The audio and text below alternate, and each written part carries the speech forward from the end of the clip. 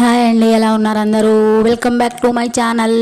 So ఈరోజు అయితే మన దసరా నవరాత్రులు 2025లో 8వ రోజు అన్నమాట. సో ఈరోజు అమ్మవారి కనకదుర్గ అమ్మవారు ఏ అవతారంలో అంటే శ్రీ సరస్వతీదేవి అవతారంలో అలంకారం అనమాట.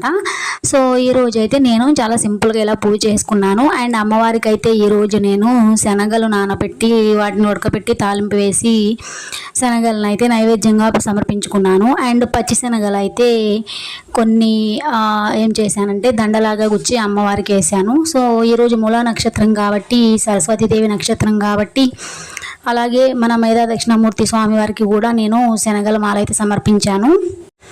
ఈరోజు శ్లోకం ఏంటంటే ఓం శ్రీ సరస్వతీదేవి అయి నమః, లేదా మనకు తెలిసిందే కదా, సరస్వతి నమస్తుభ్యం వరదే కామరూపిణి విద్యారంభం కరిష్యామి సిద్ధిర్భవతు మే సదా అని చెప్పేసి మన సరస్వతి తల్లి శ్లోకాలు ఉన్నాయి కదా, అవి చదువుకుంటే చాలా మంచిది.